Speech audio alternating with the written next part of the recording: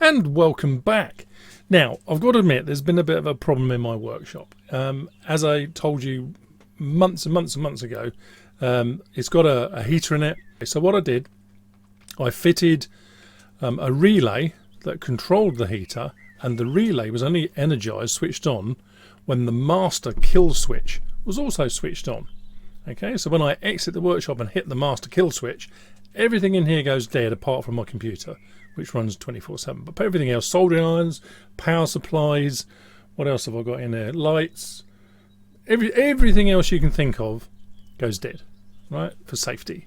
And that worked well, except of course the heater circuit is on a totally different supply, and the only way to switch that off was via the circuit breaker, which, well, you're going to forget, aren't you? Well, I did on many occasions. Well, let's have a message from our sponsors, PCBWay.com, the easy way for PCB prototyping. For $5, you can have 10 pieces of a PCB, 1 to 2 layers, with a build time of just 24 hours. Check out their website. So, what I've had to do is replace or install a relay. In fact, it was this one here. This relay, it's a 10 amp relay, energized by a 250 volt coil. So these two terminals at the top, they energize the coil. It's 250 volts, and the contacts then allowed the heater to work as it would do normally. That is, power was supplied to it. As soon as I hit the kill switch, the coil was de-energized, so it didn't matter what happened down here, the heater was off. Great. Now, to make it even easier for installation, I used this mounting socket, which is a DIN rail. If you're not aware of what a DIN rail is, it's the thing at the back of your consumer unit, basically a piece of metal, and this slides on it. It's what your miniature circuit breakers all fit onto as well, and this is just a spring-loaded bit of plastic at the bottom, which I think you just snap it on basically. As it goes onto the DIN rail, this bit gets pushed down. It's very tough. I can't even move it with my hand. Anyway, it moves down, then snaps back again, so it's all nice and secure. It won't fall off. And then you can connect the wires up to these big screws, and then just plug in your relay, you know, as you need to. Great. And I thought, yippee, I've done it. It worked. And of course, the heater did then go off when I switched the circuit off, and all's well. Or was it? Now, this relay, which I looked long and hard for, as you can see there, it's a 10 amp relay. It says, in the writing in the middle, it says 10 amps 240 volts AC or 10 amps 28 volts DC. So I thought, well, 10 amps, my heater is a 2 kilowatt heater, which, you know, rough and ready, it's about 8 amps. So I thought, well, that's fine, it'll work then. So I wired it up, and then after about, let me see, when did I do this? I don't know, August maybe, July, August, September, something like that, 2018. In December 2018, it stopped. When I say it stopped, the little LED light on here failed. Well, that came on extremely dimly when it should come on full power when the coil is energized. And, well, certainly the heater circuit didn't have any power on it. So I took it out and had a look at it, and if we look really closely, you'll see immediately that this terminal here, the one I've got my pointer resting on, is now misaligned, and there's some sort of melted plastic down the bottom. You see that?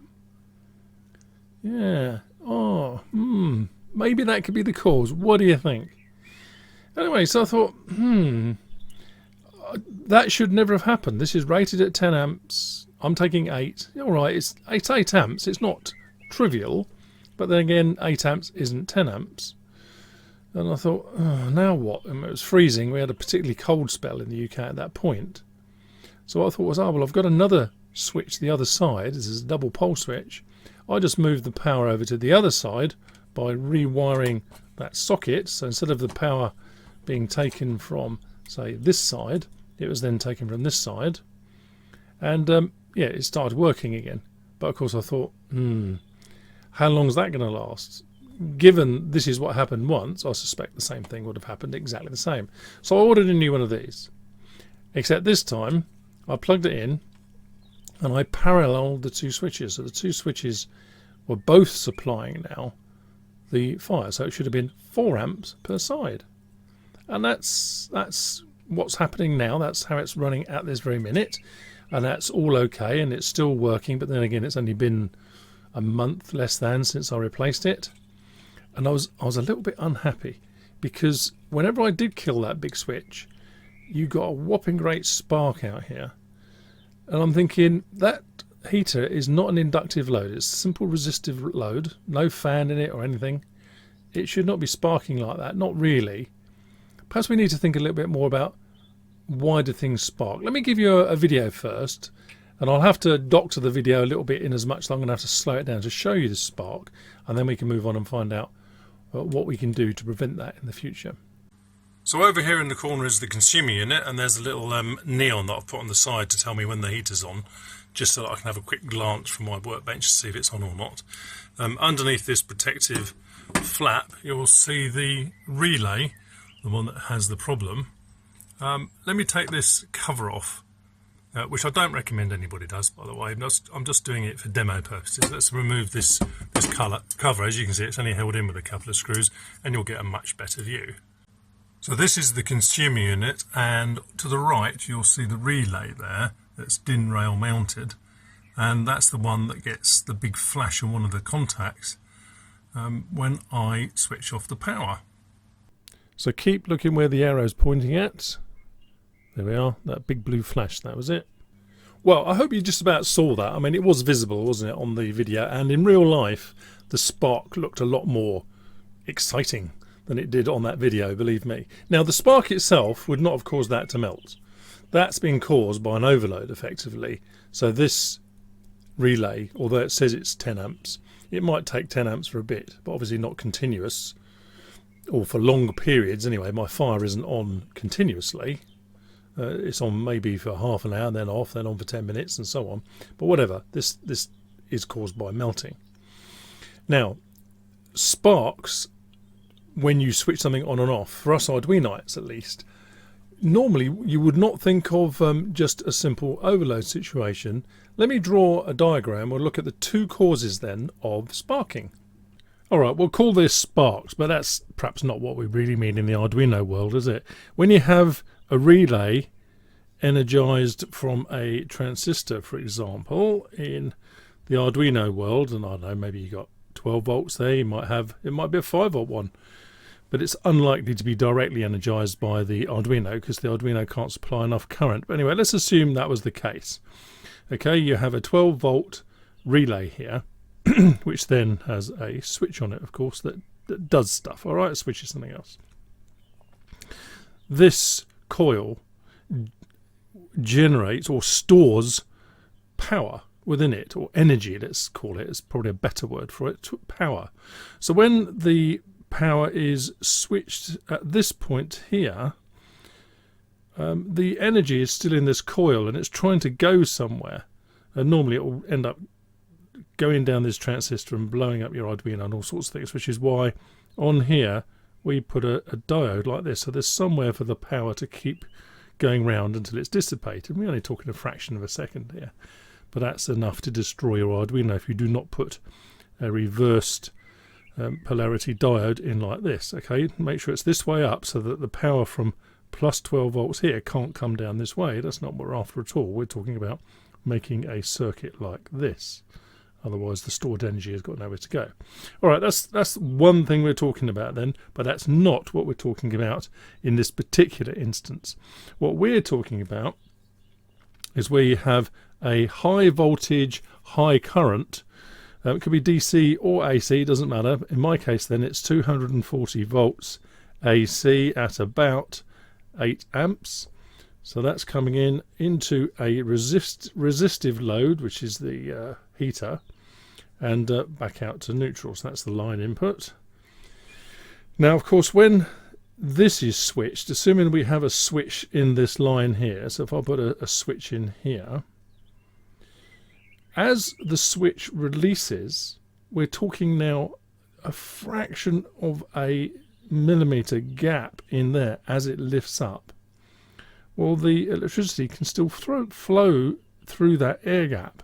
And remember that part of the switch might even be touching at this point, so it's going through a very tiny amount. And once it's started to travel through air, it ionizes the air it's traveling through, which makes it easier to continue.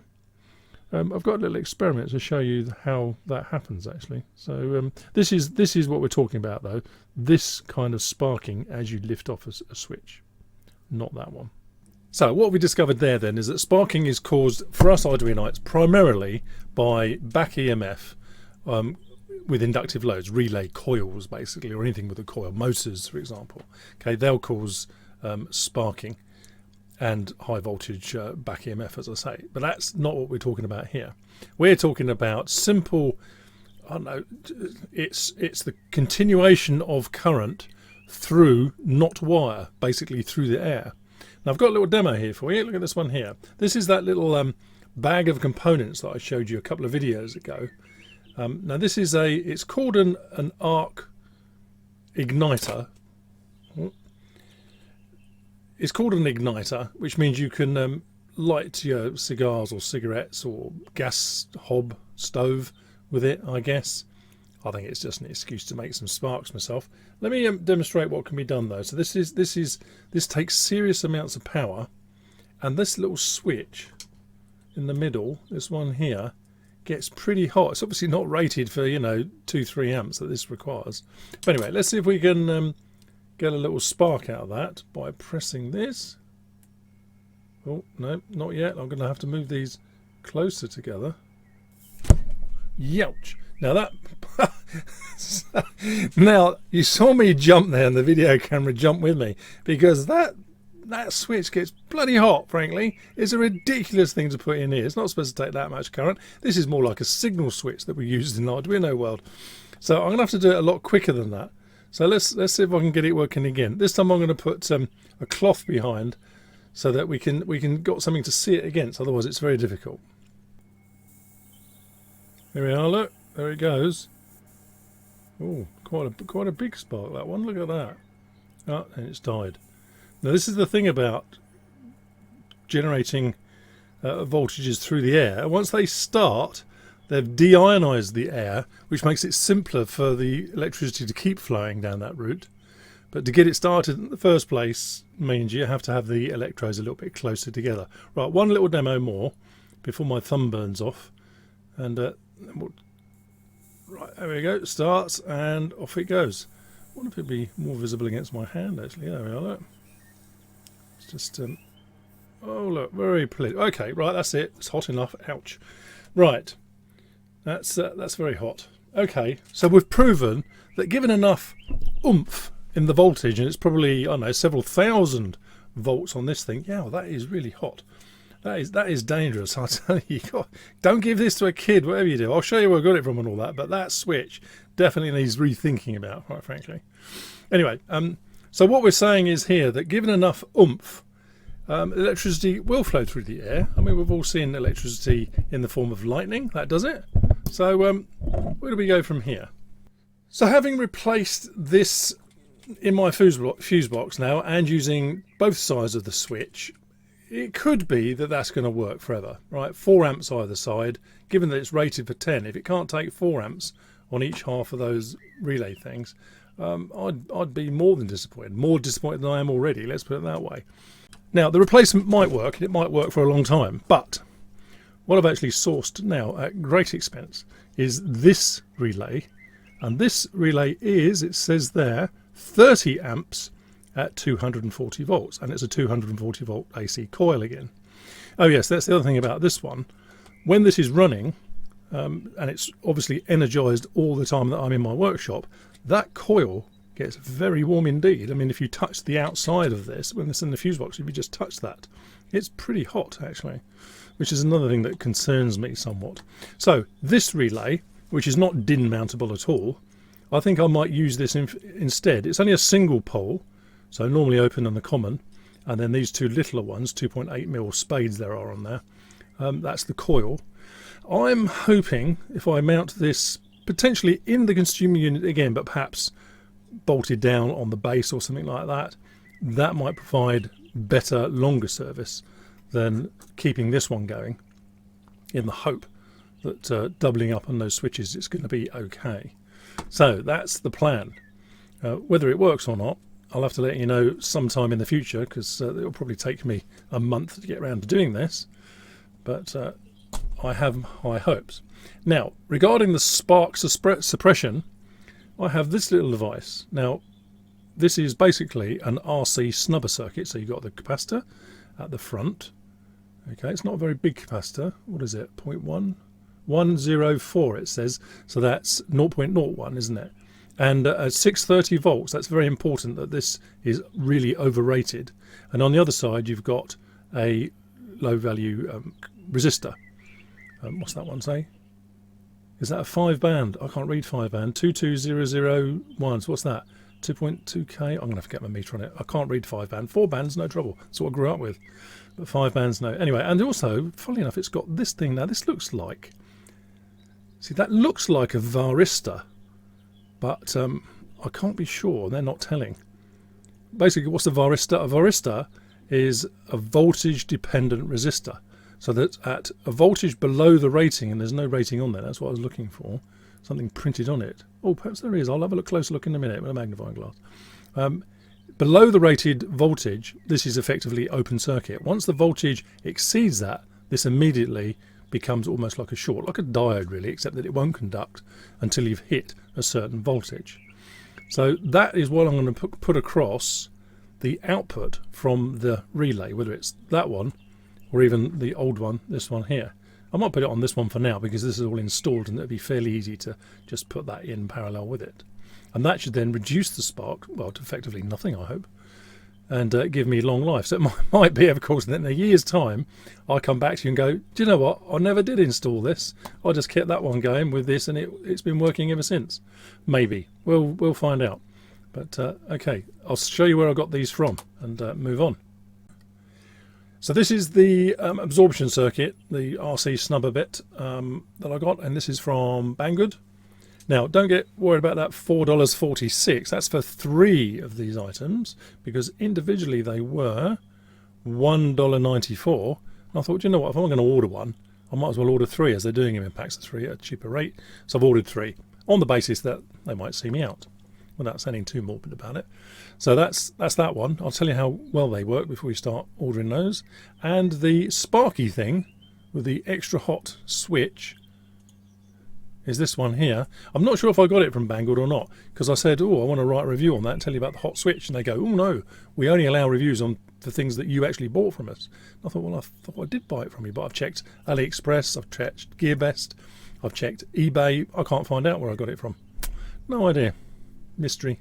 Right, what I'm going to do now, I think, is wire up this and potentially this, and just see if we can get these demoed together to see the difference with and without. What do you reckon? Right, it's demo time, and as you can see here on my bench, I've got things wired up. Now, this is all at sort of mains electricity level here, the whole thing. So it's a little bit, well, it's not unsafe because I've made it safe. But I've got 2 things wired up. That one there, that's wired up to a totally different circuit via that relay to what the coil is wired up to, because that's the way it is in my workshop. So the coil has been switched by one lot, and the heater with that snubber circuit is switched by another mains circuit being switched by the relay.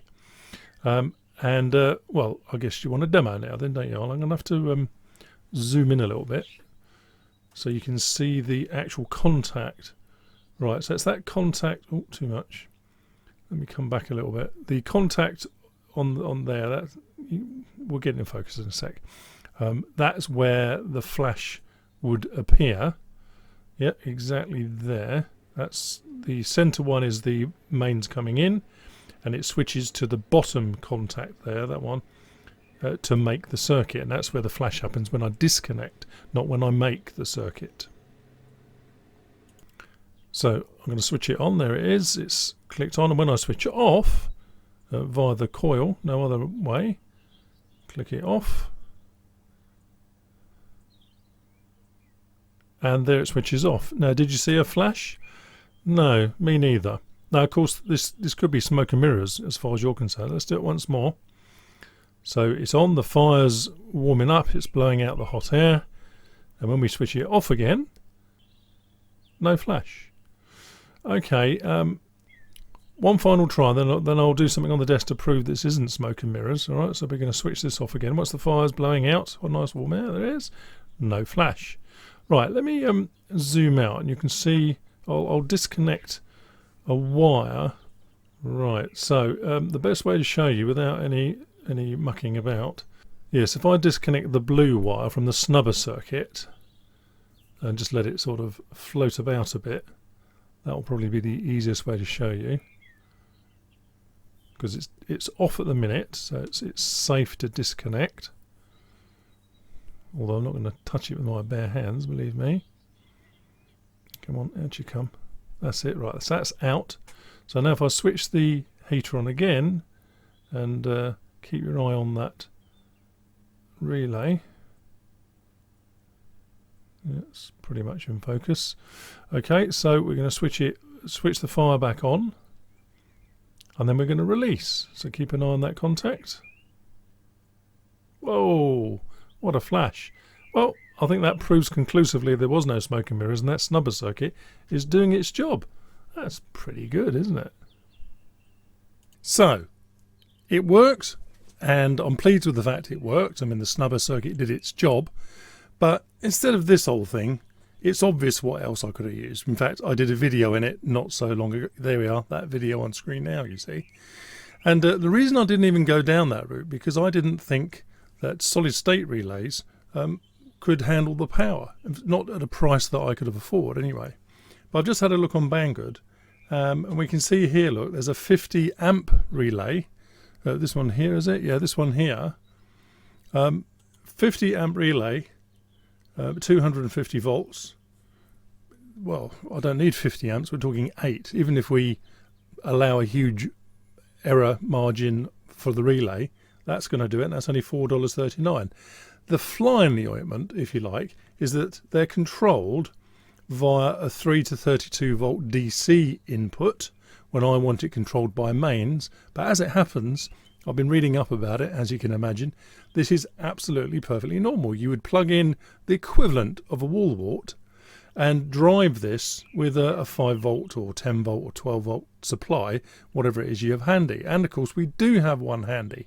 Let me show you. The 5 volt supply that I think of, because this does will run on 5 volts, is in fact this little thing here. Right? It's small, it generates 5 volts, and so the mains voltage that I'm currently used to switch this coil would in fact go into here instead, and the 5 volts on the output would go into that DC input into that relay. And that's perfectly normal. That's what happens apparently in the real world. There we are, there's a bigger picture. And it says there 3 to 32 volts DC input. And then you've got your up to 200, well, it says 380 volts AC there. So obviously the triac inside can control quite a bit. And of course what it means is that inside this solid state relay, it's obviously got some kind of optocoupler, as described in that previous video that I did. I might actually get Banggood on board with this and say, look, how about me doing a video including that solid state relay rather than this mechanical thing here. Well, it works, and we've proven it works. But I think solid state is the way to go for mains stuff, because it's always going to switch on the 0 volts, isn't it? Both on and off. So there's no sparking to think of. Okay, comments, questions, everything you like below this video. Always nice to hear from you, and I do try to respond to everybody. And until the next time we meet, thanks for watching. See you in the next video. I hope you're finding these videos useful and interesting. There are plenty more videos to choose, and a couple are shown below. And if you'd like to subscribe to this channel, just click on my picture below and enjoy the rest of the videos. Thanks for watching.